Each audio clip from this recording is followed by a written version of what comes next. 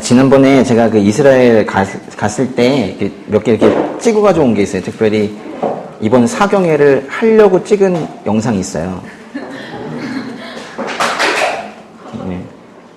네, 그래서 그 몇 개랑 이렇게 했는데 제가 이거 준비하느냐고 시간이 많이 없어가지고 이렇게 편집을 이렇게 뭐 많이 하진 못했어요. 근데 아주 짧은 영상 2분짜리인데요. 잘 보셔야 돼요. 빨리 지나가니까. 근데 이제 네, 여기에 그 갈릴리 지역의 이 모습들이 이렇게 나타납니다.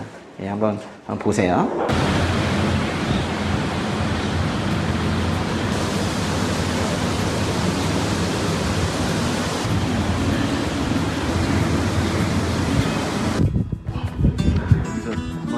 떨어지면 제가 보시다시피 책임을 전달했습니다. 하고 싶어도 뼈고 있냐 이렇게까지도 생각해볼 수 있는 그런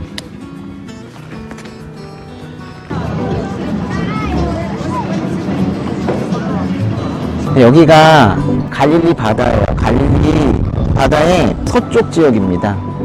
바로 이 지역은 제가 서 있는 곳은 디베리아라는 곳이에요. 요즘 표현으로는 티베리아스, 디베리아라는 곳이고 저기 반대 건너편에 보시면요, 언덕이 끝나는 지점에 그리고 다른 언덕이 또 시작되는 그 사이에 골로 들어가면 거라사라는 곳이 있어요. 예수님께서 더러운 귀신을 내쫓았다는 거라사 지방이 바로 저쪽입니다. 그리고 저쪽 보시면요, 저쪽 북쪽으로 가면 이제 아마도 가버나움이 나오게 될 거예요. 그때부터 그 나중에 초기 교회 이후에 이제 이 구역이 다 모두가 붙어 있다 보니까 어쩔 수 없이 파괴된 것보다도 7세기 이후에 땅이 찢어질 정도의 지진이 있었거든요. 그 위치에 있다고 하는 거예요. 아이 이쪽에 위치해 있어요.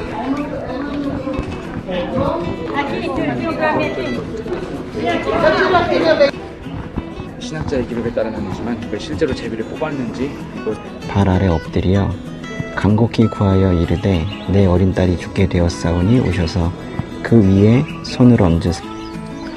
저희가 이제 갈릴리 호수에서 오병이어의 기적과 이제 저 앞에 보이는 것이 갈릴리 호수인데요.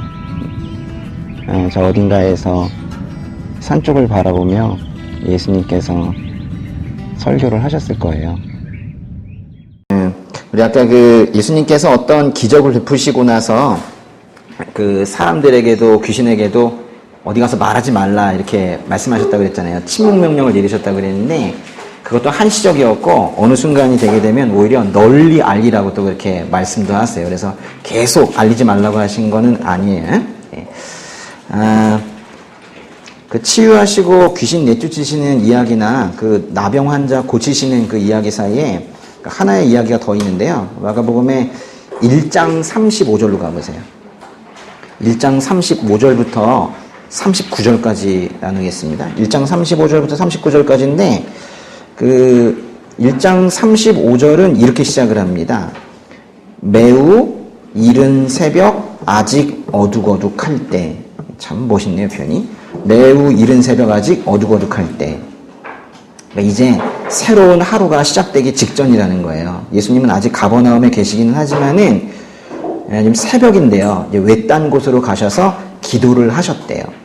새벽에 하셨으니까 새벽 기도겠죠? 기도의 내용이 뭔지 우리는 명확하게 알 수가 없지만은 그 38절에서 이웃마을에 가서 말씀을 전파하자고 말씀하시는 걸 보면요. 기도 후에 이웃마을로 가자 이렇게 말씀하시는 걸 보면 아마도 다음 사역을 위해서 다음 단계를 위해서 하나님 아버지께 기도를 드렸던 것 같아요. 무엇을 다음 단계 해야 할지 어떻게 해야 할지 이런 것들을 예수님께서 이렇게 묻고 하셨어요. 사명의 다음 단계 전에 사역의 다음 단계 전에 제법 장기간의 기도를 위해서 조용한 장소를 찾는 예수님의 모습을 보세요. 그리고 우리를 보라 이게. 우리가 일상생활이나 또는 사역 가운데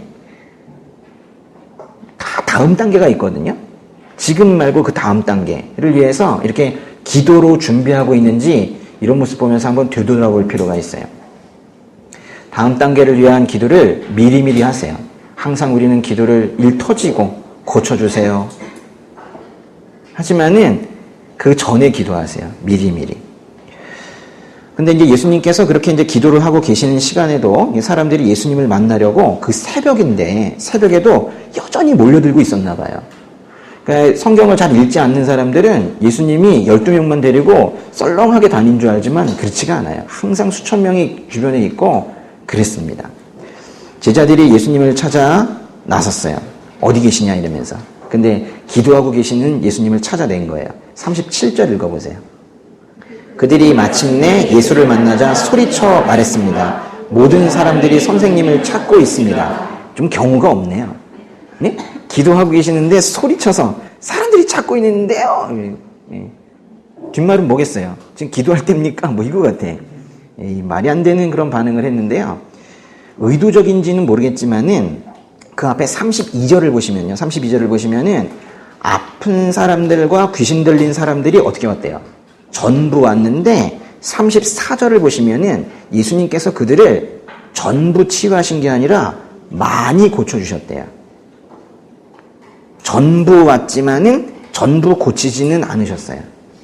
이거는 예수님의 능력의 문제가 아닙니다. 예수님의 능력의 문제가 아니라 정말 너무 많은 사람들이 몰려든 거예요. 차례차례 순번 이러는데도 다 치유를 못하신 거예요.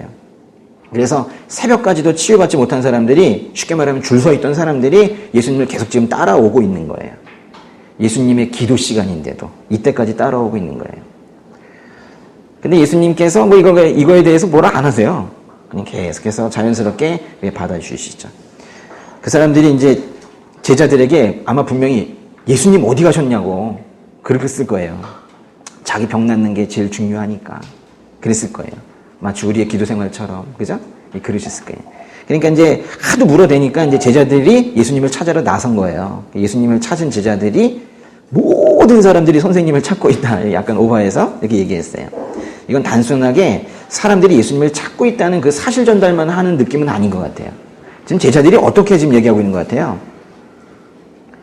제자들은 다 봤어요. 그 회당에서 귀신 쫓는 거 봤고요. 그리고 그 가르침에, 그 놀라운 가르침에 사람들이 정말 놀라는 그 모습들을 다 봤단 말이에요. 그래서 제자들도 감동했겠죠. 역시 우리 선생님. 그래서 강한 인상을 받았어요. 이상하게 마가복음에서는요, 선생님이라는 표현을 많이 써요.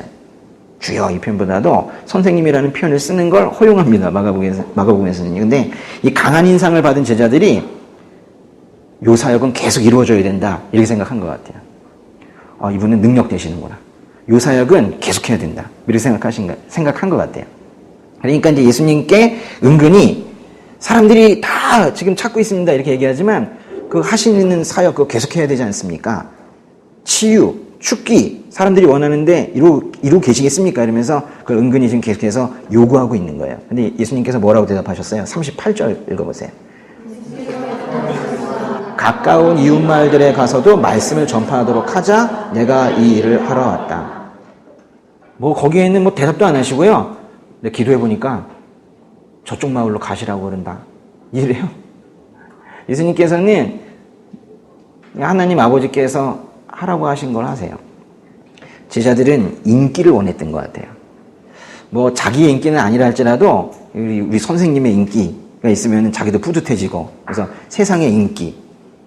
제자들을 스스로는 자기가 그렇게 크게 이상하다고 생각은 못했을 거예요. 나에게 주목해달라나 우리 선생님한테 주목해달래지. 하지만 그 옆에 있으면서 우리 선생님이요? 뭐 이러고 싶었던 것 같아요. 세상의 인기라는 이점을 취하고 또는 혹시라도 이게 잘 되면은 우리가 이분 따라다니면서 뭔가 그래도 성공이라는 거 해볼 수 있지 않을까? 뭐 이런 또 생각도 했을 수도 있겠죠. 그런 어떤 인간적인 생각. 이런 것들 때문에 사람들이 몰려오니까 사람들이 왔다고 지금 그러고 있는 거예요. 그런데 예수님의 계획은 그들의 기대와는 너무 달랐던 거예요. 그러니까 뭔가 이때부터 제자들이 좀 느꼈을 거예요. 이분은 뭘 바라시는 걸까 도대체? 우리의 기대와 계획과는 좀 많이 다르신 것 같다. 우리를 불러놓고 도대체 뭘 하시려고 하는 것일까? 이런 어떤 의문들이 이때부터 많이 생긴 것 같아요. 아마도 그건 서서히 배워가겠죠. 삶의 방식이 이분을 따른다는 것은 다른 사람들이 사는 것과는 다른 삶인 거구나 라는 걸 갖다 이제 그 삶이 구체적으로 뭔지 몰라도 느낌만은 가지게 된 거예요. 지금 우리처럼. 그죠? 좀 뭔가 다른 것 같아요. 그죠? 다른 것 같아요. 뭔가 크리스천으로 산다는 것이 뭔가 다른 것 같아요. 구체적으로 뭔가 살아보려고 하면 아직은 조금 모호하긴 한데, 그래도 뭔가 다른 것 같긴 한, 뭐 이런 느낌을 이제 받고 있는 것 같아요. 2장으로 가보겠습니다. 2장. 2장 넘어가기 전에 1장이고 마지막 절을 보시면은 예수님은 나병 환자를 고치신 후에 마을 밖 외딴 곳에 머물러 계셨대요. 그러니까 이제 뭔가 사람들을 많이 고치시고 뭐 이렇게 하고 나서 조금 쉬시고 싶었나 보죠. 그죠? 그래가지고 마을 밖이지만 아주 멀리는 아니고, 가버나움 근처에 있었을 거예요. 그래도 이제 사람들이 어떻게 예수님의 소재를 알았는지 또 끊임없이 모여들었대요. 며칠 후에 좀 조용해졌나 싶어가지고 예수님께서 가버나움의 집으로 돌아오셨다는 소식으로 마가복음 2장이 시작이 됩니다. 이런 거예요. 여기 이제 가버나움이 여긴데요. 여긴데 여기서 이제 뭐 살짝 옆에 작은 동네에 가 계시다가 여기 다시 돌아오신 거예요. 근데 어떻게 또 알고 사람들이 또 쫓아와요. 마가복음의 2장 1절 읽어보겠습니다. 며칠 후 예수께서 가버나움으로 다시 들어가시자 예수께서 집에 계신다는 소문이 퍼졌습니다. 집에 오셨다는 것도 소문이 퍼져요. 아이고 참. 다시 열광적으로 또 사람들이 또 막 관심을 가지기 시작을 해요. 다시 많은 사람들이 모여들었고, 그 2절의 표현을 보면은 집 안팎으로 발 디딜 틈이 없었대요. 예수님께서는 그 군중들을 향해 말씀을 또 전하시고 그랬어요.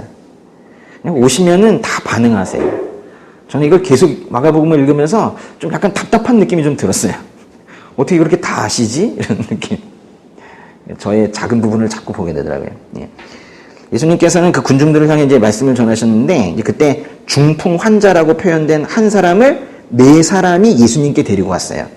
데리고 왔다고 표현하는 걸 보면은 그 장애가 너무 심해서 혼자서는 못 걷고 있는 그런 환자였던 것 같아요. 2장 4절 읽어볼게요.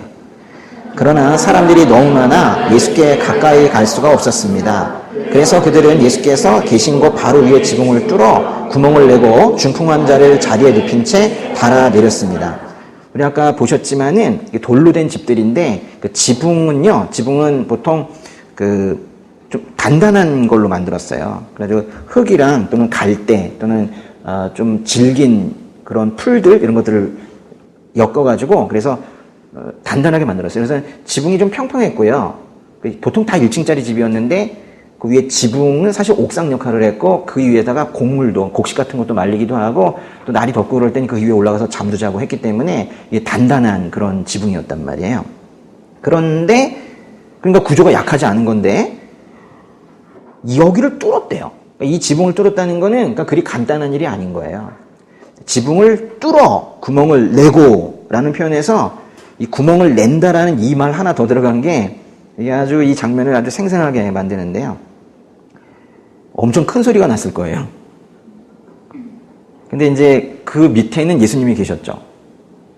일종의 파괴 작업이 머리 위에서 일어나고 있을 때 예수님께서 어떻게 계속 말씀을 전하고 계셨을까? 여기 지금 뭘 드릉드릉 하면 제가 계속 설교를 할 수 있었을까요? 근데 이제 그렇게 하고 계셨을까? 뭐 이런 의문이 생기지만은 마가복음은 그런 거에 대해서 말해주지 않아요. 아주 우리의 호기심을 자극만 해놓고 충족시켜 주질 않아요. 이 복음서는 뭐 그 상황의 어색함, 말하자면 예수님께서 설교를 하시는데 그 위에가 막 구멍이 뚫리고 있는 어떻게 좀 우스운 이 어색함이나, 또 어떤 사람들은 그런 생각하죠. 저 집의 소유는 누구이며 재산 손실의 책임은 누구에게 있는가, 그런 거에 전혀 관심이 없어요. 근데 제가 좀 오래전인데 이 부분을 어떤 목사님이 설교를 하면서 그 재산 손실에 대해서 이렇게 설교를 하시는 분이 한 분 계셨었어요. 마가복음은 거기에 관심이 없어요. 그저 예수님께서 하신 그 5절 말씀에만 관심을 두고 있어요. 5절 읽어보겠습니다. 그들의 믿음을 보시고 중풍 환자에게 말씀하셨습니다. 얘야, 내 죄가 용서받았다. 믿음을 보시고 말씀하셨대요. 그러면서 용서받았다라고 말씀하셨는데, 믿음이란 단어가 보이네요. 믿음. 이 마가복음에서 말하는 믿음은요, 그 믿음이 믿음이겠죠. 근데 이제 로마서 이런 데서 말하는 믿음과는 조금 느낌이 달라요. 여기서 믿음이라는 건 고쳐주시겠지? 능력이 있으시겠지라는 어떤 예수님의 기적적인 권능과 관련되어서 보통 이 믿음이라는 표현을 많이 쓰고 있는데요. 그러니까 예수님이 베푸실 기적과 초자연적 능력에 대한 신뢰, 그걸 이제 여기서 믿음이라고 표현을 한 거예요. 그러니까 예수님의 어떤 구원 사역에 대한 믿음, 예수님의 어떤 예수님의 정체성, 하나님의 아들이라는 그런 정체성에 대한 믿음, 이런 거와는 조금 거리가 있는 것 같아요. 예수님은요, 지금 이제 구멍을 뚫어서 중풍한 자를 위에서부터 지금 아래로 내린 그들에게 너희들 재산 손괴를 했구나.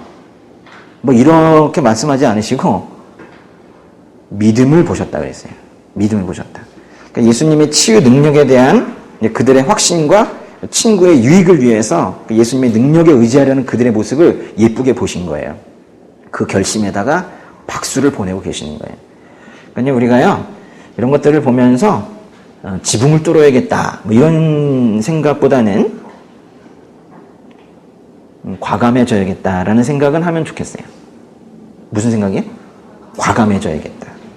그러니까 지붕에 구멍을 뚫는 그 믿음이 우리에게 필요하다면 그때 사람들의 눈치를 보면서 머뭇거리지 마시고 오직 주님만 구하면서 그렇게 밀어붙여야 할 때가 있는 거예요. 겉으로 우스꽝스러운 어떤 그런 일을 할지라도 주님께서 원하시는 일일 것이다, 주님께서 인정하실 것이다 라고 생각할 때는 과감하게 밀어붙여야 되는 그런 때가 우리 인생에 있다는 거예요. 그럴 때는 그렇게 하시라는 거예요. 예수님은 그들의 믿음을 보셨다고 했는데 나중에 마가복음 4장에 가서 보시면은 오히려 믿음이 없는 제자들을 꾸짖는 그런 장면도 나오죠. 믿음을 칭찬도 하시지만 믿음 없을 땐 꾸중도 하세요. 마가복음 4장에 어떤 장면 나와요? 강한 바람이 불어서 이제 배에 물이 차가지고 잠기려고 할 때 예수님의 능력으로 구조된 제자들에게 예수님은 아직도 믿음이 없느냐? 이렇게 꾸짖으시는 장면이 있는데 전 이거 두 개가 좀 대조가 되는 것 같아요. 예수님께서 그 중풍 환자에게 뭐라고 말씀하셨다고요? 얘야, 내 죄가 용서받았다. 예수님은 지금 이 중풍 환자의 병에 대해서 그 죄의 문제를 지금 얘기하고 계세요. 이건 중요한데요. 질병이 죄로 인해 생기나요? 그럴 수도 있어요. 왜냐면은 그 죄라는 부분은 영적으로 악한 부분에 진 것인데 사실 이제 영이 육에게 영향을 주기 때문에 뭐 그럴 수 있어요. 그렇지만은 항상 그런 건 아니에요. 예, 모든 질병이 죄와 관련된 것은 아닙니다. 예. 그런데 여기서 이제 이 말씀을 하시는가? 이걸 갖다가 모든 것에 적용하면 안 돼요. 요한복음 9장이죠. 요한복음 9장에서 그 장애를 가진 사람이 누구의 잘못입니까?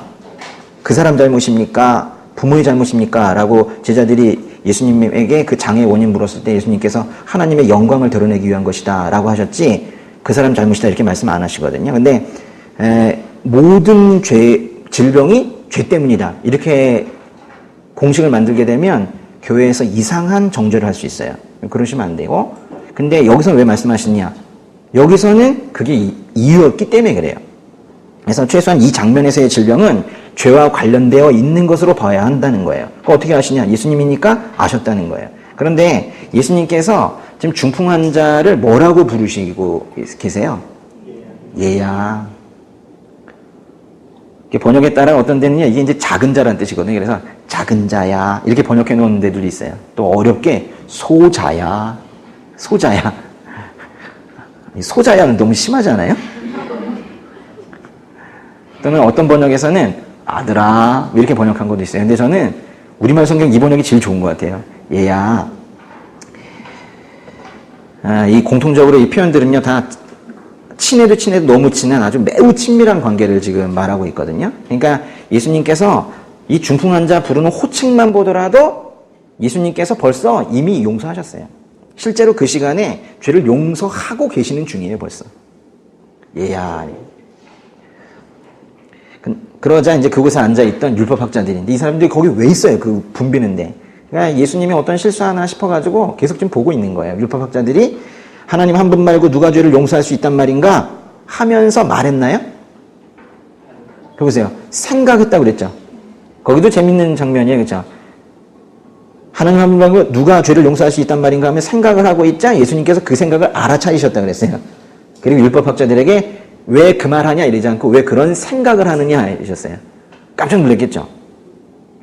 동시에 매우 어려운 질문을 하나를 함께 던지세요. 2장 9절 읽으세요.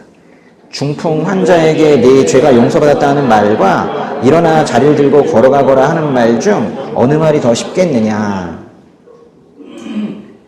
이게 무슨 말씀인지 아시겠나요?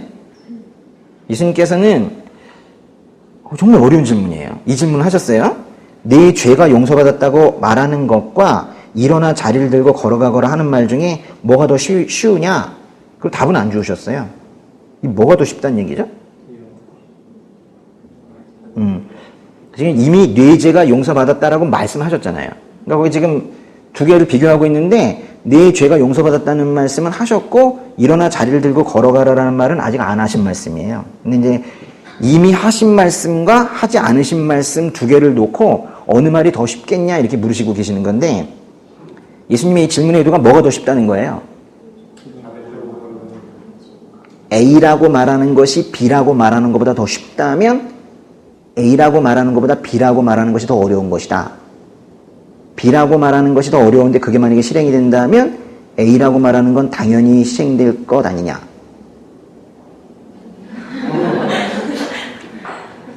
그러니까요, 두 개가 있는데 골라보라는 거예요. 뭐가 더 어려운 건지 말뿐만이 아니라 말하고 그게 성취까지 되는 게 죄 용서가 쉽냐 치유가 쉽냐 뭐가 더 쉬운지 골라보라는 거예요. 여기선 지금 더 쉬운 걸 죄가 용서되었다라고 말하는 게 더 쉬운 거예요. 왜냐하면 죄가 용서되었다고 말하는 건 그냥 말만 하면 되니까요. 그런데 일어나서 자리 들고 걸어가라 그러면 걸어가야지 성취가 되잖아요. 그러니까 그게 더 어렵다는 거죠. 그러니까 내 죄가 용서되었다 먼저 말씀하시고 그 다음에 더욱더 어렵다고 판단하는 자리를 들고 걸어서 가거라라는 거를 말씀하시고 그게 만약에 성취가 되면 더 어려운 게 성취됐으니까 더 쉬운 건 당연히 성취되는 거 아니냐. 너희가 그걸 믿어야 된다. 이렇게 지금 말씀하고 계시는 거예요. 예수님의 질문의 의도는 내 죄가 용서받았다 하는 말이 더 쉽다는 거예요. 근데 만약에 일어나 자리를 들고 걸어가거라라는 더 어려운 말이 성취된다면 내 죄가 용서받았다는 말은 당연히 이루어지는 것 아닌가라는 논리예요. 그러니까 너희는 그걸 믿어야 된다. 만약에 지금 얘가 걸어가기만 하면 그보다 더 쉬운 죄 용서에 대한 부분은 믿어야 한다. 지금 이렇게 말씀하시고 그 다음에 걸어가라고 말씀하세요. 당당하신 거죠. 예수님께서 죄를 용서하는 권세가 있는 것을 알려주시겠다고 하면서 이제 더 어려운 명령을 중풍 환자에게 내립니다. 2장 11절. 내가 네게 말한다. 일어나 내 자리를 들고 집으로 가거라. 그랬더니 중풍 환자가 모든 사람이 보는 앞에서 벌떡 일어나서 자리를 들고 밖으로 나갔대요. 그러니까 네 죄가 용서받았다는 말보다 일어나 자리를 들고 걸어가거라는 말이 더 성취되기가 어려운데 지금 일어나 자리를 들고 걸어가는 모습을 눈으로 똑똑히 보고 있지 않느냐. 내가 이제 이 땅에서 죄를 용서하는 권세가 있다는 것을 너희들이 믿겠느냐 이렇게 묻고 계시는 거예요. 이해가 되세요? 여러분은 이해가 되실지 몰라도 당시에 이 자리에 있었던 율법학자들은 이해 못했을지도 몰라요. 그러니까 예수님은요, 우리와 함께 공감하시고 우리를 다 이해하신다고 하고 그렇게 또 하고 그 찬양들에는 친구라고도 표현을 하고 이런데 솔직히 말씀드리면 어떤 때는 좀 잘 이해가 안 될 때가 좀 있어요. 좀 어떤 때 너무 수준이 높으실 때가 있어요. 그 말씀을 곱씹고 들어가면 그때는 우리가 감탄을 하지만 겉으로 볼 때에는 이 하늘 차원의 이 지혜를 우리가 따라가기가 힘들 때가 있어요. 제가 예전 사경회 때도 말씀을 드렸지만 못 믿는 이유는 안 읽어서 그래요. 성경을 계속 읽잖아요. 횟수가 중요한 게 아니라 제대로 읽으면 이건 사람이 쓴 게 아니에요. 아무리 생각해도 이건 사람이 창의적으로 쓸 수 있는 내용들이 아니에요. 그러니까 안 읽어서 못 믿어요. 그냥 읽으세요. 읽는 게 중요해요. 사람들은 그래요. 아는데 믿지는 못하겠대.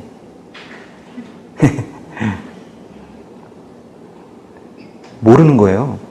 믿을 게 없는 거예요. 이게 믿을 대상 자체가 없는 거예요. 뭘 아는 게 없는 거예요. 진짜 믿는 사람은 알아요. 그분이 누구신지 안다고. 아는데 못 믿는단 말은 없어요. 믿으면 알거든요. 그 다음에 2장 13절부터 17절은요, 이것이 이제 어느 지역에서 일어난 일인지 명확하게 말해주지는 않지만은, 역시나 뭐 호숫가라는 단어나 14절에 그 세관이라는 단어가 나오는 걸 보면은, 이 가버나움인 건 확실해요. 계속 지금 가버나움 지역에 있는 건데요. 아까 그 말씀드렸는데, 여기 잠깐 보세요.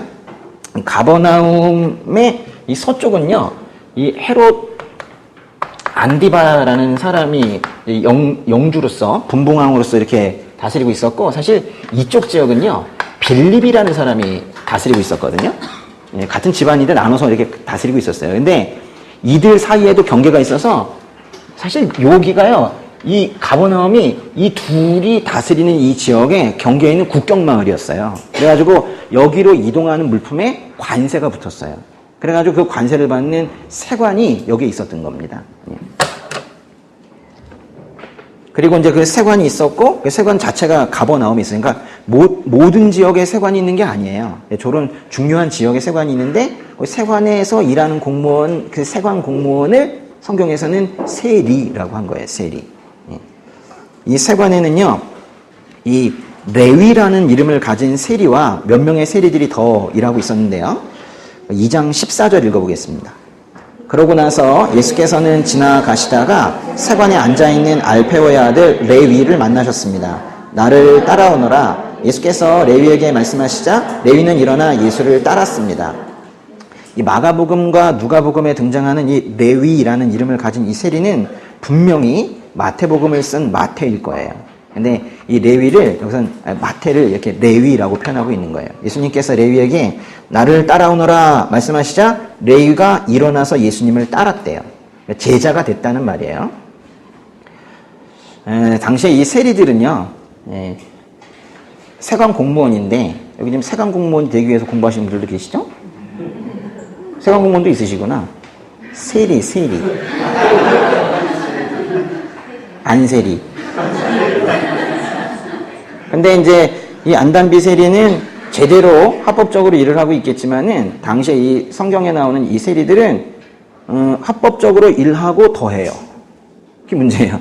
받아야 될 거 받고 좀 더 받아요. 그러니까 결국 불법이 되는데, 그래서 너무 많이 사람들의 돈을 갈취하기 때문에 갈취하는 사람이라는 그런 인식이 있었어요. 그래서 성경에 보면 다 이러죠. 세리와 죄인.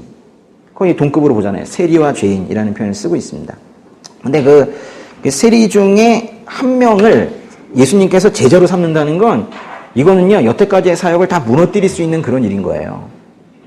이거 아주 위험천만한 일인 거죠. 어떻게 세리를 저 같은 팀에 넣는가. 이건 사람들에게 큰 도전을 주는 거예요. 그러니까 예수님의 명성을 일시에 바닥에 떨어뜨릴 수 있는 그런 일을 지금 하고 계시는 거예요. 그런데다가 예수님은 그 레위 말고도 거의 많은 세리와 죄인들과 함께 식사를 하기도 했다는 거예요. 그러니까 누군가와 식탁에 같이 앉는다는 거, 여러분 아무나 같이 밥 다 먹습니까? 아니잖아요. 이건 친밀한 관계, 유대 관계이잖아요.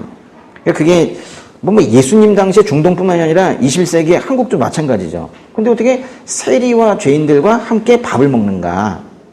많은 사람들이 이상하게 여겼어요. 그러니까 당시에 거둬야 될 세금보다 더 많은 세금을 징수해가면서 많은 이익을 챙기고 있던 세리들과 또 다른 죄인들과 함께 식사를 한 예수님을 대적들이 매우 못마땅하게 여기고 그랬는데, 그 대표적으로 예수님을 대적했던 사람들을 뭐라고 하냐면 이렇게 불렀어요. 바리새인이라고 불렀어요. 바리새인. 그걸 이제 우리말 성경에서는 바리새파 사람들이라고 표현했는데, 바리새파 사람들이라는 표현, 바리새인 같은 겁니다. 요거에 대한 이해를 좀 하셔야 그 마가복음뿐만 아니라 다른 복음서에 대한 이해들도 좀 하시기가 좋을 거예요. 바리새파 사람, 바리새파 사람, 또는 뭐 바리새인 이렇게 부르는데요. 예수님 당시에 유대인들 사이에는요, 분파가 몇 있었어요. 그러니까 유대 분파 중에서 자기들끼리 그룹이 있었는데, 뭐 에세네파, 사두개파, 그리고 바리새파 있어요. 근데 바리새파라는 그 유대 분파가 가장 컸었어요. 그 중간중간에 보시면은 복음서에 사두개파라는 사람들도 나오는데, 크기는 크진 않았는데 사람의 부활을 믿지 않는 그런 분파여서 부활 문제에 있어서는 아주 독하게 대응하는 그런 사람들이 또 나와요. 이 바리새파라는 사람들, 아주 당시에 유대 지역에 영향력이 컸던 그런 사람들인데요. 이 바리새라는 말은요, 그 히브리어 페루심이라는 단어가 있는데 그 히브리어 페루심이라는 단어에서 나온 거예요. 이게 뭐지냐면요. 그러면 분리된 자라는 뜻이에요. 분리된 자. 분리, 떨어진 거 있죠. 분리된 자라는 뜻이에요. 그러니까 뭔 뜻이냐면 더러워 생각하는 거에서 자기가 떨어져 있다는 거예요. 어떻게 저런 사람들 같이 밥을 먹어 이래가지고 떨어져 있다는 거예요. 근데 자기들을 그렇게 떨어져 있는 거예요. 이래서 이제 바리새파라고 한 거예요. 율법에서 깨끗하지 않다고 하는 것들로부터 자신들을 철저하게 격리시킨다, 분리시킨다라는 태도에서 이제 바리새파라는 말이 나왔는데요. 이 바리새인들은 율법을 정확하게 지켜야 된다고 주장했던 대표적인 사람들이에요. 율법을 지키는 것은 사실 뭐라 할 게 없습니다. 이게 좋은 건데 그 율법이라는 게 뭐냐 이거죠. 사실 이들이 말하는 율법은 성경에 나오는 그 율법이 아니에요. 자기들이 만들어낸 것들이 더 많아요. 그러니까 형식이나 관습을 중요시 여기고, 그래서 여기 그 마가복음 뒤쪽에 보면 장로들의 전통이란 말이 나오는데 그런 것들. 그러니까 요즘 식으로 따지면 이거예요. 우리 교회는 이런 식으로 해. 우리 교회는 이런 식으로 해. 하는데 그걸 지키지 않았을 때 죄를 범했다라고 얘기하는 이런 정도 수준의 사람들인데요. 철저하게 금식을 지켰고 또 모세율법을 잘 연구해서 철저하게 지키려고 그렇게 노력했던 그런 사람들입니다. 그러니까 겉으로 보기에는 상당히 경건하고 막 사는 사람들의 입장에서는 이 사람들에게 뭐라고 할 수도 없는 그런 사람들이 바로 바리새인들이었었는데요. 근데 이제 점차 딱 모세율법, 하나님께서 주신 그 율법뿐만이 아니라 그 자기들이 만든 그 전통적인 관습 이런 것들을 이제 계속 늘려가기 시작을 했어요. 심지어는요, 자기들이 만든 율법들 그런 전통들을 하나님의 말씀과 거의 이제 동등하게 여길 정도 수준으로 이제 망가졌어요. 너무 철저하게 이제 외적인 면을 중요시하고 그러다 보니까 예수님께서 안식일에 병자를 치유하시면 그것도 뭐라고 그랬어요? 안식일에 왜 일을 하냐는 거예요. 위선적이고 교만했어요. 예수님을 대적하고 예수님의 행동을 비판하고 적대감을 가지고 질문하고 모든 질문이 다 예수님을 공경에 빠뜨리기 위한 거지 진짜 궁금해서 질문하는 게 아니에요. 악의를 품고 예수님을 공경에 빠뜨리려고 했던 그런 사람들이 이 바리새인들입니다. 복음 앞에서 무릎 꿇고 자신의 죄를 고백하는 게 아니라 심지어 교회 안에서도요. 이 겉으로 드러나는 모습만 포장하려고 하는 모습이 있다면 그런 사람들이 바로 현대판 바리새인들인 거예요. 위선자. 그러니까 우리 여러분은 제가 이 말을 드리는 이유는 여러분은 이 말에 정죄받지 않기 때문에 드리는 거예요. 예. 응? 네. 저는 우리 교회 좋아해요. 제가 이일령 집사님의 제가 댓글들을 연구했어요. 이 분은 어떤 말을 많이 쓰는가에 대해서 제가 연구를 한번 해봤어요. 근데 제가 최근에 발견을 했어요. 무슨 말을 많이 쓰시냐면 다른 분들에 비해서 유독 우리라는 단어를 많이 쓰세요. 우리. 그래서 우리 뭐뭐 심지어는 얼마 전에 아주 유명한 우리 목사님이라는 표현까지 쓰셨는데 그건 아주 유명한 표현이지만은 솔직히 좀 좋았어요. 근데 우리 교회 이렇게 말씀하시고 우리라는 인식 자체가 이 댓글에 아주 많이 있어요. 아셨나요? 한번 오늘 검색해 보세요.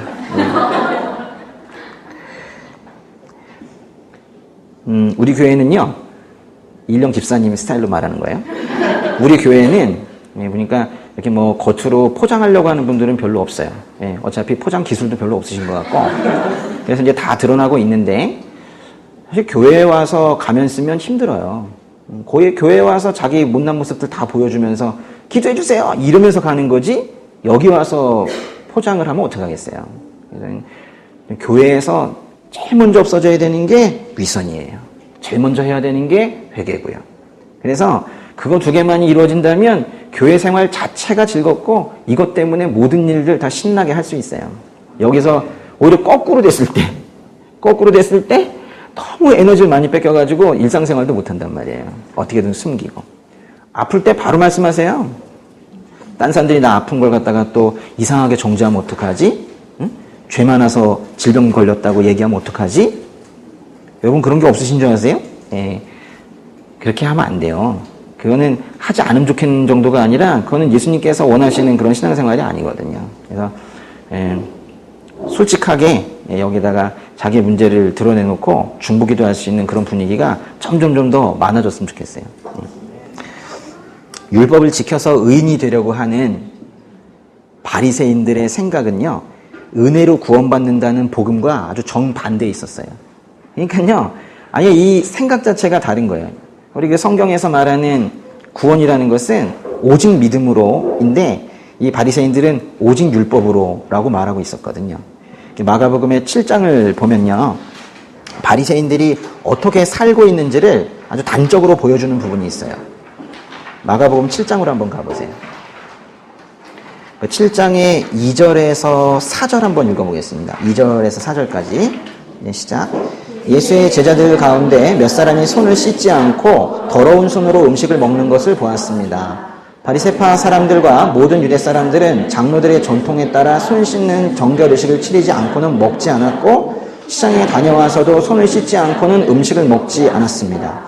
그들이 지키는 규례는 이것 말고도 잔과 단지와 놋그릇을 씻는 등 여러 가지가 있었습니다. 상당히 깨끗하게 살긴 했네요. 그렇지만은 여기에 가장 큰 문제점은 뭐예요? 손 씻는 게 나쁜 겁니까?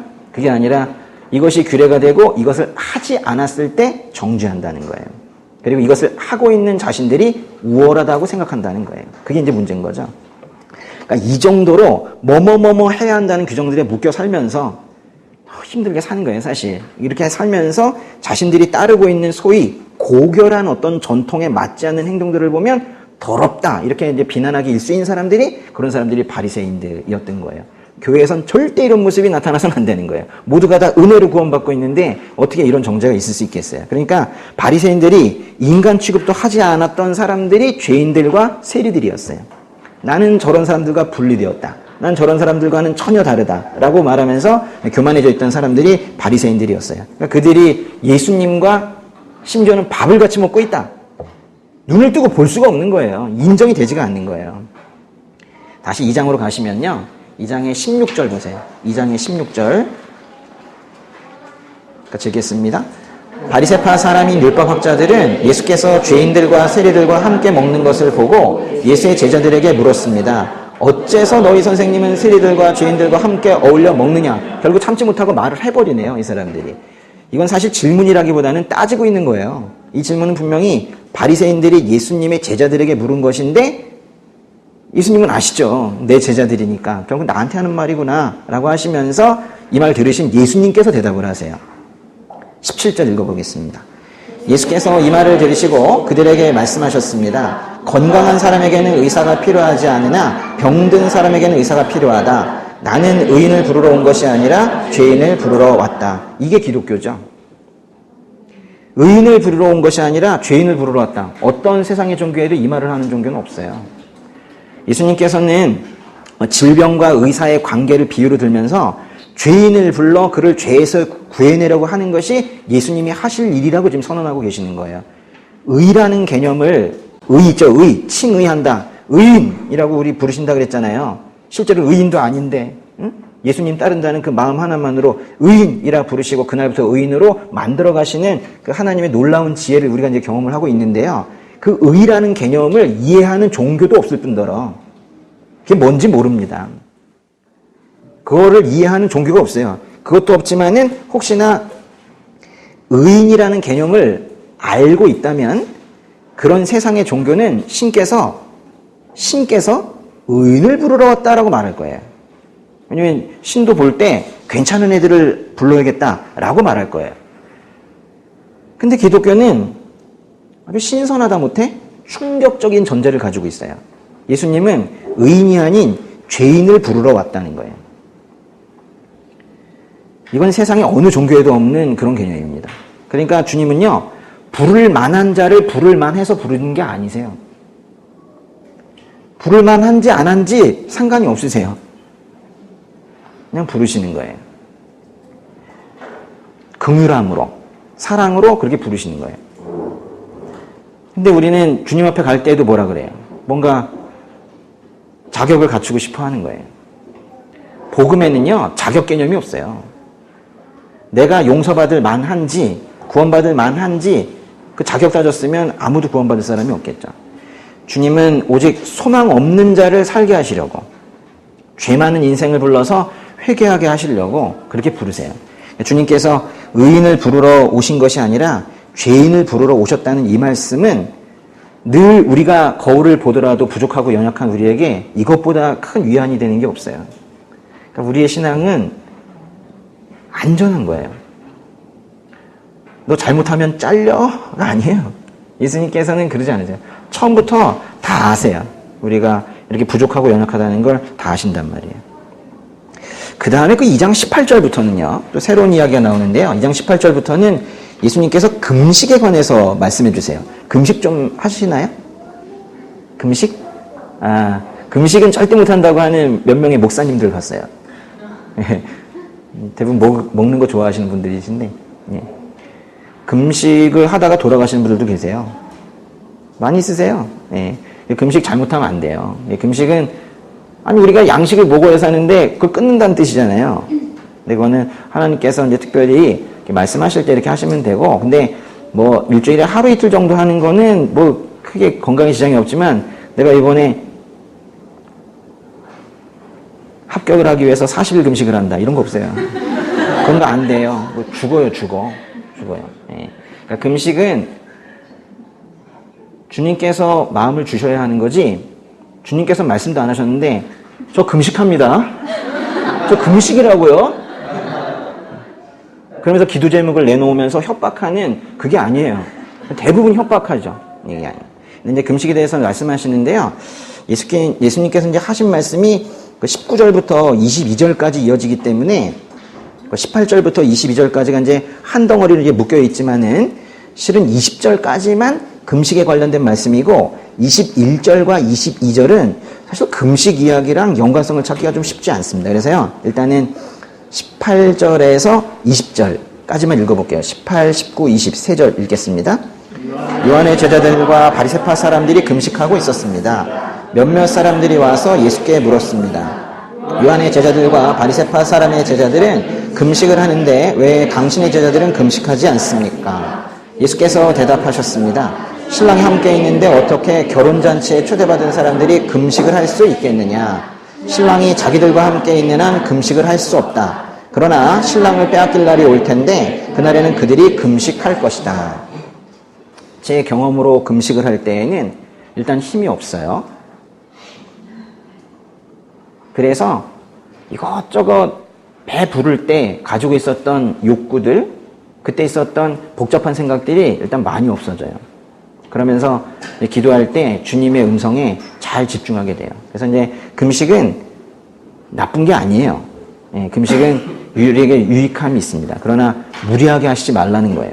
그건 이제 상의를 하가면서 하셔도 좋겠고, 금식 끝나고가 매우 중요해요. 금식 끝나고 또 보식이라는 걸 하는데요. 그걸 잘못하면은 크게 다쳐요. 그래서 천천히 이렇게 드셔야 돼요. 죽 같은 걸 이렇게 하시면서. 그렇죠? 이게 함부로 하는 건 아닙니다. 예. 매 절마다 지금 읽으신 거에 금식이라는 단어가 들어있는 그야말로 금식 이야기인데요. 예. 요지는 다른 사람들은 금식하는데 왜 예수님의 제자들은 금식하지 않냐는 거예요. 이 사람들이 있죠? 바리새인들은요, 무조건 일주일에 2번씩 금식했어요. 월요일, 목요일. 무조건 금식했어요. 그러니까 이제 자기들은 일주일에 2번씩이나 계속 금식을 하는데 예수님의 제자들은 안 한다는 거예요. 근데 보시면 거기에 바리새파 사람들만 그런 게 아니라 누구도 금식을 했대요. 세례자 요한의 제자들도 아마도 그 자기 스승이었던 그 요한이 아주 금욕적인 생활을 했기 때문에 그 방식을 따르면서 살려고 하다 보니까 바리새파 사람들의 어떤 금식 생활이 우리도 저거를 해야겠다라고 채택을 한 것 같아요. 그래서 이 부분만큼은 이제 공통점이 있는 것인데요. 그래서 이 두 그룹이 금식을 하지 않는 예수님의 제자들을 비난하고 있는데, 그럼 이 비난이 적절한 것인가? 구약 율법에서요, 구약 성경에 보면요, 단 하나의 정기적인 금식은 1년에 딱 한 번 있는 그 속죄일이라는 게 있거든요. 속죄일. 그때 딱 한 번 원래 금식해요. 근데 뭔가 이 바리새인의 금식은요, 그걸 좀 뛰어넘고 있어요. 율법의 요구사항보다도 일주일에 2번 금식하라는 말이 없어요, 성경에. 근데 그거보다 훨씬 더 나아간 거예요. 그러니까 왜 금식을 하지 않냐는 이 어떤 고발적인 이 질문은 그게 율법에 근거한 것이 아니라 자기들이 만든 전통인 거예요. 우리는 이런 식으로 고결하게 하고 있는데 너희는 왜 이 수준을 못 맞춰주냐? 지금 그렇게 말하고 있는 거예요. 그러면서 다들 금식한다고 말해요. 다들 금식하는데 너희만 왜 하느냐? 지금 이렇게 말하고 있는 거예요. 재밌는 건요. 17절까지는 우리 음식 먹는 얘기였어요. 그렇죠? 근데 18절부터 금식과 관련된 이야기예요. 오히려 음식 안 먹는 이야기가 나오고 있죠. 근데 보시면 17절까지는 이랬죠. 왜 세리들, 죄인들과 함께 음식을 먹느냐고 비난했잖아요. 예수님과 예수님의 제자들한테 왜 세리들, 죄인들과 함께 음식을 먹냐고 그랬잖아. 먹는 걸 가지고 뭐라고 그랬죠. 근데 이제 18절부터는 다들 금식하는데 왜 또 먹냐고 또 비난을 하잖아요. 왜 죄인과 먹냐? 왜 먹지 말라고 하는데 먹냐? 치사하게 먹는 거 가지고 그래요. 지금 이건 상당히 치사한 말씀이에요, 지금. 그런데 예수님의 대답을 보면은 예수님은 금식이 필요 없다고 말씀하시는 건 아니에요. 그런데 금식은 때가 있다는 거예요. 금식은 해야 할 때가 있는데 지금은 아니라는 거예요. 그러니까 예수님은요, 금식이 필요 없다고 말씀하시는 게 아니라 지금은 제자들이 금식하기에 적절한 때가 아니라고 말씀하시는 거예요. 그러면서 이제 뭘 말씀하시냐면 예수님이 신랑 되시는 혼인잔치에 와서 저는 일주일에 2번 금식하니까 오늘 금식이랑 이 잔치가 겹쳤으니까 저는 금식하겠습니다. 잔치 음식을 먹지 않겠습니다. 이런 식으로 말해서야 되겠냐는 거예요. 지금 예수님이 오신 때는 지금 이 땅에서 만날 수 있는 기간이 이렇게 오래지 않은데 이게 지금 잔치 기간인데 여기 와서 지금 금식하겠느냐. 예수님께서 있으실 때는 금식하지 말고 예수님과 함께 먹는 게 맞다는 거예요. 그러면서 이렇게 말씀하세요. 금식은 나중에 할 거래요. 20절의 표현을 빌어 말한다면 신랑을 빼앗길 날에 금식할 거래요. 신랑을 빼앗긴다는 게 뭘까요? 예수님께서 십자가 고난을 받으실 때 그때 금식하라는 거예요. 예수님께서는 우리 마태복음에 보면 율법을 완성하신 분이라는 표현을 쓰는데 바로 이렇게 구약의 율법의 본래의 취지를 사람들이 다 왜곡해 놓은 것을 다시 살려내시는 그런 분이세요. 그 다음에 21절과 22절은 갑자기 금식 이야기 뒷부분에 있는데 금식과는 좀 연관성이 떨어지는 그 이야기가 뒤쪽에 갑자기 나와요. 21절, 22절 읽어보겠습니다. 낡은 옷에 새 천조각을 대고 깁는 사람은 없다. 그렇게 하면 새 천조각이 낡은 옷을 잡아당겨 더 찢어지게 된다. 또한 새 포도주를 낡은 가죽 부대에 담는 사람도 없다. 그렇게 하면 포도주가 부대를 터뜨려 포도주와 부대 모두를 버리게 되기 때문이다. 새 포도주는 새 부대에 담아야 하는 법이다. 어디서 한 거 들어봤던 표현인 것 같아요. 그죠? 새 포도주는 새 부대에 담아야 한대요. 21절, 22절에 이 두 개의 비유, 사실 다른 얘기네요. 그죠? 21절 따로, 22절 따로. 무슨 옷과 천조각 얘기를 하고 있고 22절에서는 포도주와 부대 얘기를 하고 있는데요. 이 두 개의 비유는요. 그 옛것에다가 새것을 담으려고 하는 시도. 그러니까 옛것이 만들어 놓은 어떤 틀, 옛날 틀에다가 새거를 집어넣으려고 하는 시도는 어리석다라는 걸 지금 가르쳐주기 위해서 지금 두 절의 말씀을 하고 계세요. 그러니까 예수님이 전하는 하나님의 나라에 대한 새로운 메시지는요. 이전에 이 바리새인들이 주장했거나 하는 그 종교나 어떤 사회에 남아있는 그런 옛 것들과 절대로 양립할 수 없다라는 거예요. 사람들이 깜짝깜짝 놀랐거든요. 새로운 메시지다. 그런 반면에 그 이전의 메시지를 주장하고 있었던 사람들은 전혀 안 맞는 느낌을 받았는데 예수님도 그걸 인정하는 거예요. 안 맞는다고. 예수님의 메시지는 세상과 맞지 않았어요.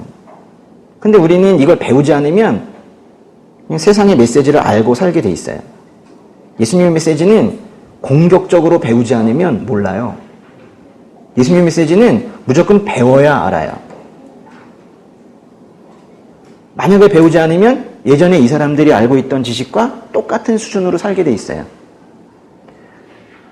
안 배우면 자기식으로 살게 되는 게 아니라 안 배우면 다 똑같이 살게 된다는 거예요. 그걸 아셔야 돼요. 여기 보시면 낡은 옷에 새 천조각을 대고 깁는다는 표현인데요. 옷이 낡았어. 근데 거기다가 새 천조각을 대고 기우면 무슨 문제가 터지죠? 뭐 사실은 별 문제 안 생길 수 있어요. 근데 이제 여기서 새 천조각은요, 우리가 생각하는 그냥 좋은 조각이 아니라 어떤 그 빨래하면 줄어드는 그런 거 있잖아요. 그런 거를 처리도 안 한, 한 번도 빨아보지 않은, 세탁도 안 했던 그런 걸 갖다 한다는 거예요. 근데 헌 옷에다가 거기 좀 뚫렸다고 거기다가 빨개만 하면, 세척만 하면 줄어드는 그 천조각을 대고 나중에 빨게 되면 어떻게 될 거냐. 지금 그 얘기를 하고 있는 거예요. 낡은 옷에 새 천조각을 대고 기우면 새 천조각이 빨래 후에 줄어들면서 낡은 옷을 잡아당기고 그러면 오히려 해진 게 더 심하게 헤어진다. 이런 뜻이에요. 또 가죽 부대는요. 뭘로 만들어졌을까요? 가죽으로 만들어졌겠죠? 근데 이제 가죽 부대는 말 그대로 가죽으로 만들어져서 가죽이 이제 처음에는 부드럽고 유연하고 이랬지만은 계속 사용하다 보면 좀 삭어요. 그래가지고 삭고 그래서 이제 쉽게 부스러질 수 있는 이렇게 된다는 거예요. 근데 그 낡은 가죽 부대에 새 포도주를 담으면 발효하고 그러면서 그 옛날 가죽 부대가 터져버린다는 거예요. 예수님의 메시지는 담아야 될 그릇이 따로 있다는 거예요. 그게 뭘까요? 여기 계시잖아요. 이 그리스도인들에게만 맞는다는 거예요. 결론이 그 22절의 그 마지막 문장이 결론인데요. 새 포도주는 새 부대에 담아야 하는 법이다. 새 포도주는 분명히 예수님의 가르침을 말해요.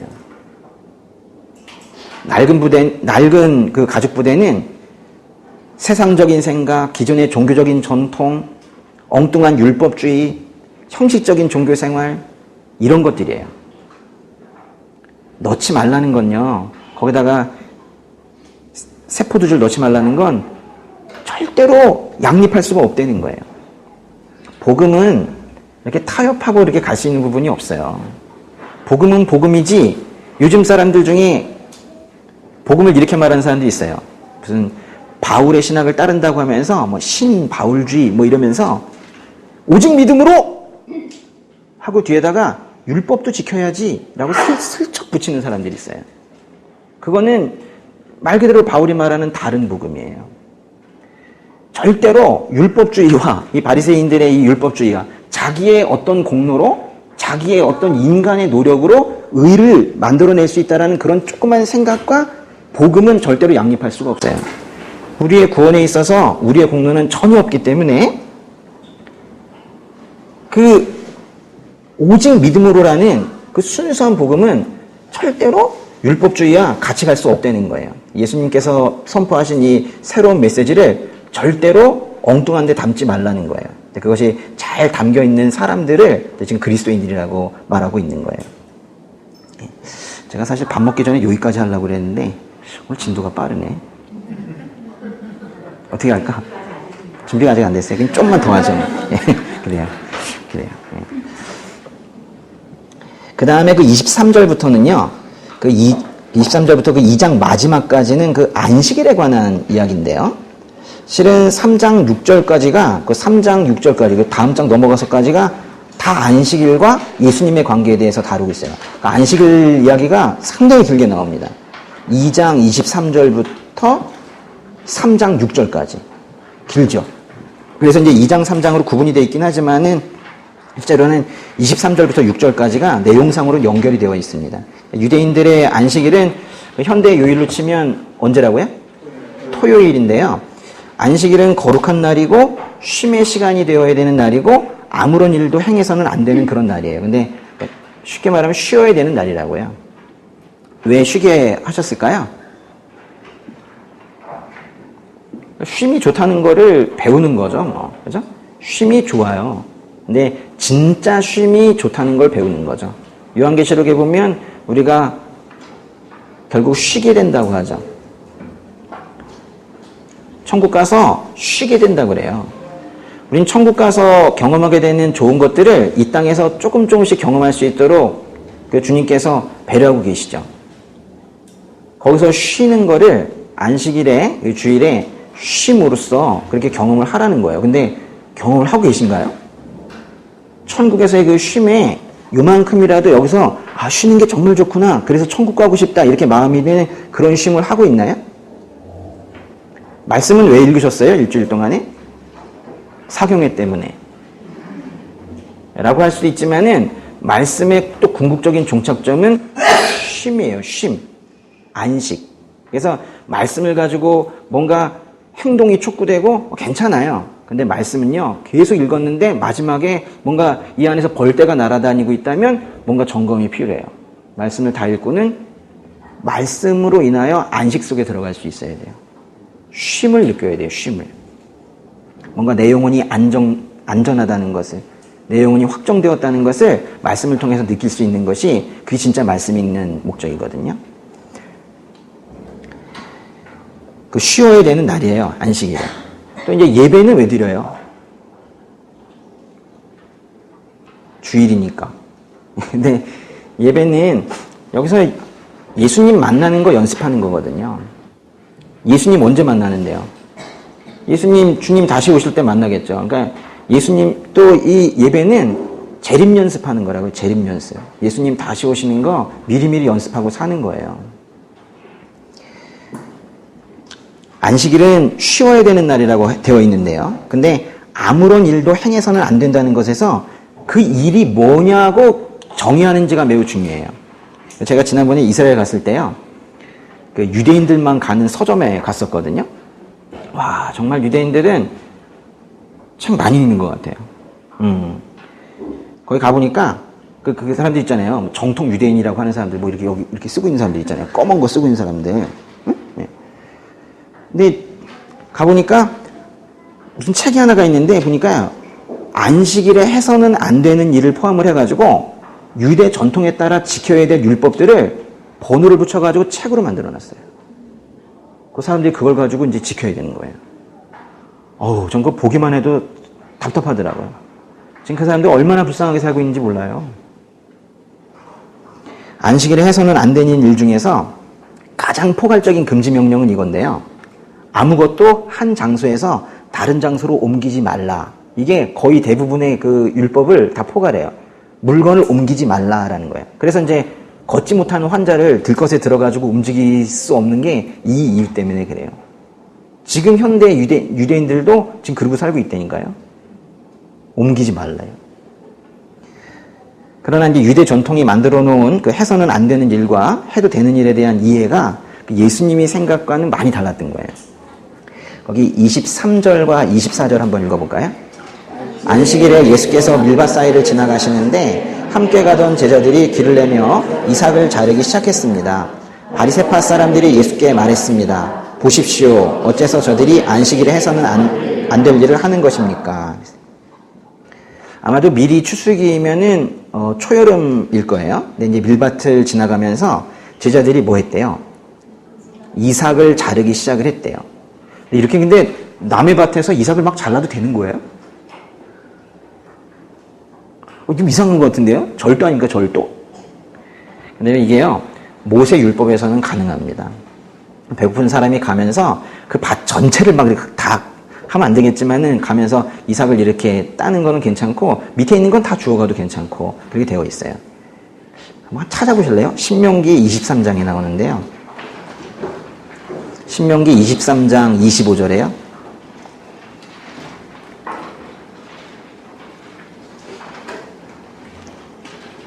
신명기 23장 25절 한번 읽어보세요.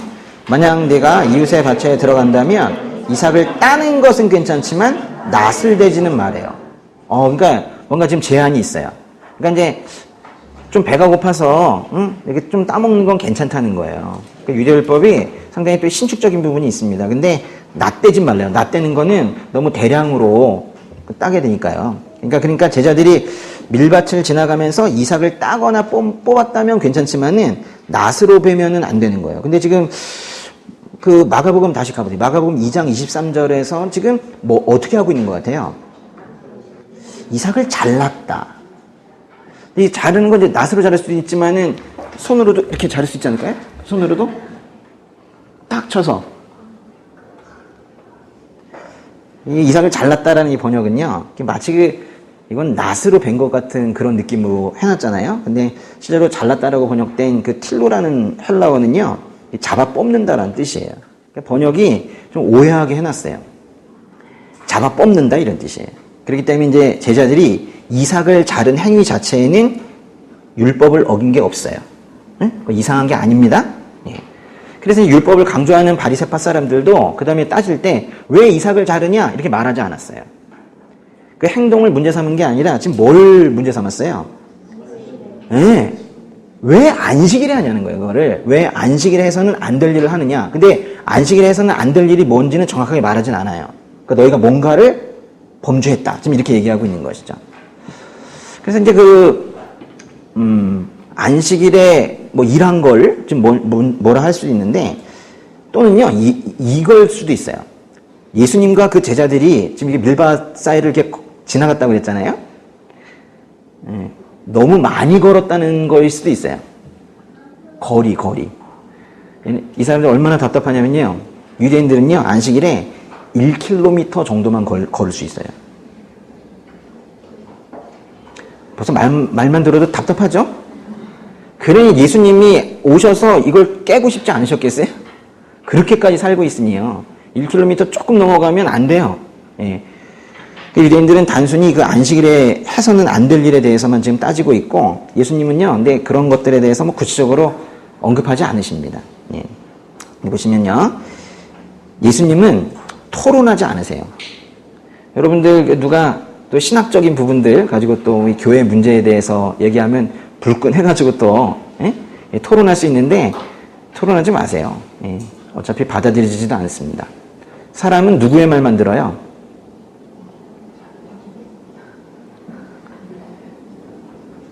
누구의 말을 들어요? 아무 말도 안 들어요? 제 말 좀 들어주세요. 여러분이 아무리 얘기해도 그들이 안 듣는 이유는 여러분이 그들의 권위자가 아니기 때문에 그렇습니다. 사람은요, 권위자의 말만 들어요. 권위자의 말만 들어요. 다른 사람 말은 듣고도 절대 지키지 않아요. 그러니까 결국 말을 하든 안 하든 소용이 없어요. 네. 근데 만약에 예수님께서 자신을 권위자라 인정하지 않는 사람이라면 예수님께서는 한마디도 꺼내지 않으세요. 한번 복음서를 쭉 보세요. 자신을 인정하는 사람에게만 그렇게 말씀을 하시고 또 한 번 더 설명도 하시고 그렇게 하세요. 뭔가 논쟁을 하시는 듯 보여도 결국 보면요, 논쟁하지 않으시고 결국 가르치고 계세요. 계속 가르치세요. 예수님의 대답은 늘 스케일이 커요. 상대방이 구체적인 어떤 행동을 가지고 이거 잘못했다, 저거 잘못했다 이렇게 걸고 넘어져도 예수님은 그 작은 사건을 포함한 어떤 큰 담론을 이렇게 꺼내서요. 작은 이야기를 가지고 그냥 꼬치꼬치 사람들이 따지고 들 때 큰 이야기를 하세요. 전면적인 일반화, 아주 큰 이야기를 끌고 가세요. 그래서 상대방이 더 이상 뭐 다른 자잘자잘한 것들을 갖다 뭐라 할 수 없어요. 그러니까 이런 식인 거예요. 예수님 보고 이거 잘못했지 하면 예수님은 이 전체를 말씀하세요. 큰 것에 대해서 말씀하세요. 그래서 혹시라도 예수님께 이거 잘못했지 그랬는데 이건 아니다 이렇게 싸우면 이것도 잘못했지 않냐 또 다른 논제로 또 넘어가거든요. 근데 예수님께서는 아예 크게 말씀하세요. 그래서 다시는 말하지 못하도록 그렇게 하시죠. 예수님께서 학교 안 다니셨거든요. 정규 교육을 받지 못한 예수님께서 이런 지혜가 나온다는 것은 우리가 해석할 수 있는 방법이 하나밖에 없어요. 그 지혜가 하늘 지혜라는 것밖에 생각할 수밖에 없어요. 성경을 읽으면서 압도당하는 느낌이 있으셔야 돼요. 성경을 읽으면서 제대로 읽는다면 압도당하지 않을 수가 없어요. 이거는 문학 작품이 아닌 거예요. 아무리 봐도 이거는 사람이 쓴 게 아닌 거예요. 바리새인들이 왜 안식일에 해서는 안 될 일을 합니까? 라고 하면서 만약에 예수님이 아니라 우리한테 물었다면 우리는 어떻게 했을까요? 왜 안식일에 해서는 안 된 일을 합니까? 라고 이제 우리한테 따지면 일단 우리는 좀 화가 나겠죠. 우리는 화를 잘 내니까요. 그럼 이제 뭐라 그럴 거냐면 이제 우리가 이제 좀 대응한답시고 이러겠죠. 왜 어겼냐? 그러면 우리는 어기지 않았다. 법전을 한번 다시 살펴보자. 이러면서 그거 가지고 이제 싸울 수 있어요.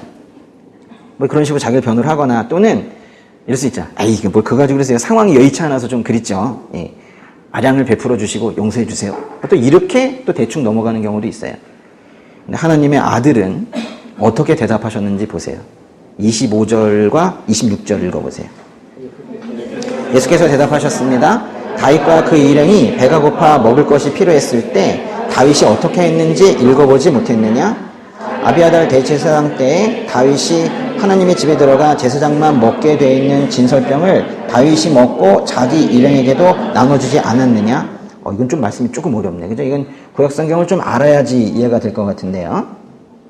지금 예수님께서 말씀하신 이 부분은요, 사무엘상 21장인데요.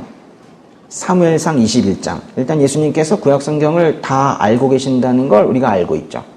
왜냐면 당신에 대한 얘기니까요.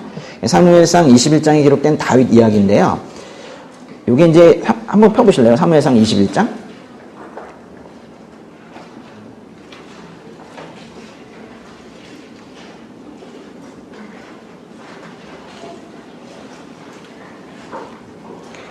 그 사무엘상 21장은 다윗이요, 지금 도망 중에 있을 때예요. 그 사울이라는 사람이 자기를 죽이려고 해서 그 사울을 피해서 목숨을 부지하려고 도망 다니고 있을 때 이야기입니다.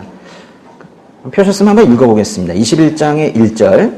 다윗은 노브로 가서 제사장 아히멜렉에게 이르렀습니다.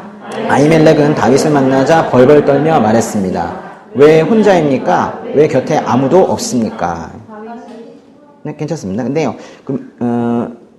거기 다 읽으셔도 괜찮지만 6절 한번 읽어보세요. 6절.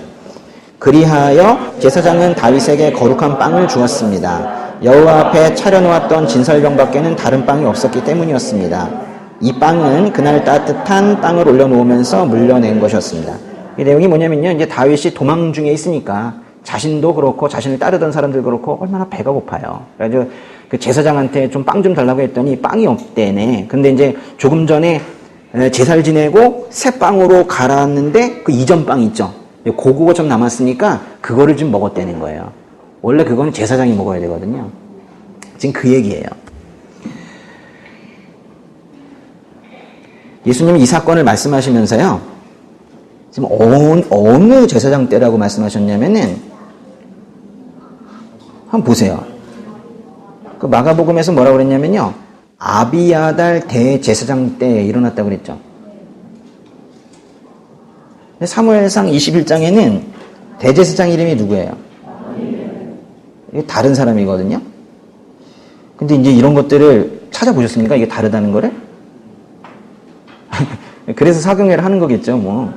근데 이제 이런 거를 이제 다행이네요. 안 찾아보셔서 시험에 들지 않았고. 그래도 다행이네요. 성경이 뭐 이래, 뭐 이럴 것 같아서 되게 걱정이 돼가지고요. 그 내용이 잘못됐어요. 예. 이 두 사람은 다른 사람이에요. 아히멜렉과 아비아달의 관계는요, 그럼 어떤 관계가 있는지 한번 계속 찾아볼게요. 사무엘상의 23장 찾아보세요. 23장의 6절. 사무엘상 23장 6절. 한번 읽어보세요. 아히멜렉의 아들 아비아달은 그일라에 있는 다윗에게 도망쳐갈 때 에봇을 가져갔습니다. 그러니까 아비아달은 아들이네요. 응? 아들이? 예. 아비가 아니라 아들이네요. 아비아달은 아히멜렉의 아들이네요. 헷갈리지 말고 잘 들으셔요. 누가 아들이에요? 아비아달이 아들이에요. 근데 이제 비록 아비아달은 나중에 대제사장이 됩니다. 그렇게 되긴 하지만 사실 요 사건이 있을 때는 아비아달은 아직 대제사장이 아니에요. 그러니까요, 우리가 이제 성경을 믿고 싶은데 이런 것들을 본단 말이에요. 좀 이상하지 않습니까? 이거 왜 이렇게 된 걸까요? 이건 분명히 잘못이에요. 예수님이 잘못 말씀하신 걸까요? 마가가 잘못 쓴 걸까요? 또 마가라고 말씀하시고 싶으시죠? 또 예수님이라고 하는 건 너무 또 불경해 보이니까.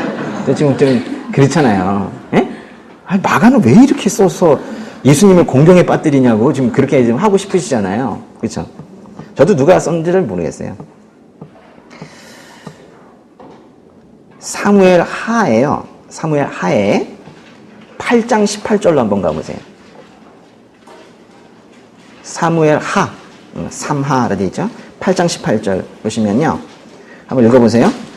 아히두베 아들, 맞죠? 17절인가요? 미안해요. 8장 17절이요. 아히두베 아들 17장. 아히두베 아들 사독과 아비아달의 아들 아히멜렉은 제사장이 됐고 스라야는 서기관이 됐습니다. 보시면 누구의 아들이 누구래요? 아비아달의 아들이 아히멜렉. 이렇게 돼 있는 거 아셨어요? 누가 아들이에요? 누가 아버지예요, 지금? 사실 성경 기록 자체가 그런데, 성경 기록 자체가 두 개가 사무엘상과 사무엘하가 달라요. 마가복음 이거 복음서를 기록하는 과정에서 역시 비슷한 혼동이 있었던 것 같아요. 또는 혼동이 아니라 당시의 사건을 청중들이 그래서 이거는 아비아달 때라고 인식하고 있었기 때문에 처음부터 예수님께서 그들에게 맞추어서 말씀을 하신 것일 수도 있어요. 제가 지금 어떤 성경의 오류 부분을 수정해 드리려고 하는 것이 아니라 이건 사실 오류도 아닙니다. 그럴 만해요. 왜냐하면 당시에 아히멜렉과 아비아달의 이 제사장 기간을 사무엘 상하조차 혼동하고 있기 때문에 신약의 독자들이 당연히 헷갈릴 만해요. 마가도 분명히 그렇고. 근데 오히려 헷갈린 상황을 예수님께서 인정하고 그때로 맞춰서 말씀하신 것일 수도 있어요. 근데 지금 그런 것들을 수정해 드리려고 하는 것이 아니라 이렇게 자세히 보시라고요. 그죠? 이게 자세히 보시라고. 그래야지 말씀이 맛있어요. 예? 자세히 보세요. 그리고 이제 25절의 내용을 보더라도요. 이건 다윗과 그 일행이 배가 고파서 먹을 것을 달라고 한 것은 맞지만은 사실 이 사무엘상의 사건이 안식일에 일어났다는 기록은 없거든요. 또 다윗 이야기는 이들이 도망 중에 배가 고픈 상황이었지만은 지금 예수님의 제자들은 그냥 밀밭 사이 지나가다가 그냥 이렇게 딴 걸 수도 있어요. 예수님의 제자들이 배가 고팠다는 얘기도 사실은 언급이 없죠. 뭔 얘기냐? 잘 안 맞는다고요. 이 예시를 든 것도 잘 맞잖아요. 그럼 예수님께서 제시하신 이 예시는 뭔가 잘 안 맞는 것인가? 예수님께서 다윗의 이야기를 꺼내신 것은 왜 이렇게 맞지도 않는 대제사장 이것도 좀 잘 안 맞는 것 같고 상황도 안 맞아요. 다윗 이야기는 안식일에 있었던 일이 아니에요. 제자들은 배고파서 딴 것도 아니고. 왜 이걸 말씀하셨을까요? 그러니까 이런 것들을 붙들고 한 4시간 정도를 고민해 보셨어요? 제가 그랬단 말이에요. 그러니까 제가 이 설교를 준비를 하면서 제가 배우는 거예요. 그러면 4시간 정도를 포기하지 않고 이게 왜 이랬을까? 왜 이랬을까? 이렇게 이제 준비를 하다 보면은 그제서 뭔가 여기서 배워요. 그래서 저는 이제 매주 감사해요. 이 선포할 수 있는 자리에 있다는 거가 감사해요. 제가 봐도 저 이거 시키지 않으면 저 안 할 것 같아요. 4시간은 안 해요. 설교 준비는 하겠죠. 아니, 설교 준비가 아니라 말씀은 보겠죠. 우리 말씀 묵상하듯이. 그렇지만 이 해결되지도 않는, 해결될지 안 될지도 모를 이 말씀을 붙들고 4시간을 붙들고 있겠습니까? 제가 이 부분을 넘어갈 수가 없잖아요. 이 부분 설명하고 가야 되니까. 그렇죠? 말씀 선포할 수 있는 자리에 있는 게 그게 복이에요. 그래서 여러분이 그걸 또 기도하셔야 돼. 누구를 가르칠 수 있는, 선포할 수 있는 자리를 좀 주시라고, 또는 그게 아니라 할지라도 이렇게 말씀을 깊이 볼 수밖에 없는 상황 좀 만들어 주시라고 그래야 돼요. 우리가 이 정도로 연약해요. 이거 없으면은 이렇게 안 봐요. 4시간 정도 여기에 매달릴 수 있는 그런 마음 상태가 아니라면 딱 여기까지 가죠. 내가 보고 싶은 것만 보는 거예요. 그리고 끝나죠. 심지어는 잘 보여지지 않는 것도 보려고 노력을 해야 그게 진짜 말씀을 보는 거예요. 근데 그렇게 하려고 하면 얼마나 우리가 말씀에 드려야 되는 시간이 많겠어요. 근데 우리는 사실 일주일에 그렇게까지 시간을 많이 들이지 않아요. 제가 이번 일주일 동안 여기 형제 자매님들 그 말씀 읽으면서 이렇게 올린 것들 감사해요. 그런데 읽는 것으로만은 안 돼요. 네. 진짜 생각해보면요. 아니, 성경 말고 뭐 딴 거 볼 게 있나요? 예? 아니, 성경 말고 뭐 볼 게 있나요, 근데? 있어요? 전 솔직히 좀 그래요. 뭐 볼 게 있지? 성경 공부 말고 뭐 공부할 게 있나요? 일을 하세요. 열심히 하시는데 남는 시간은 다 성경 보세요. 예. 여기서 안식을 찾으시고 여기서 주님을 만나세요. 여기서 손 잡는 경험 하실 수 있다니까요. 예. 저는 사실은 여기 오기 전에 은혜를 다 받아요. 혼자 은혜 다 받고 그 중에 일부를 좀 같이 나눠드리고 가는 거예요.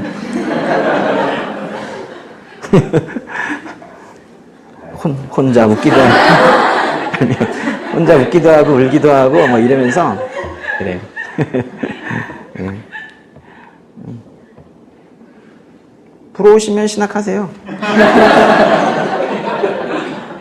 네. 신학을 하는 게 중요한 게 아니라 말씀을 전하는 자리에 있는 게 중요한 거예요. 그러니까 어떤 방식으로든 그거를 삶에서 만들어 내셔야 돼요. 예. 일단은 가장 좋은 방법은 자녀를 가르치는 거예요. 자녀에게 성경을 가르치는 거예요. 그게 가장 좋은 방법인데 자녀가 없으신 분들은 엄마를 가르치세요. 동생을 가르치시고. 그래서 가르치기로 마음먹게 되면은 그때부터는 자기도 열심히 하게 되지만 부으시는 게 있어요. 전하려고 말씀을 읽을 때에는 부으시는 게 달라요. 자기 안에 가지고 있으려고 하는 거랑 이게 달라요. 예수님과 이 다윗의 이야기는요, 제가 아까 질문만 했잖아요. 왜 이런 뭔가 맞지 않는, 오히려 비난거리만 될 수 있을 것 같은 그런 이야기를 왜 여기다 두셨는가? 그거에 대한 답은 밥을 먹고 제가 하겠습니다. 식사하시고요. 그리고 보겠습니다.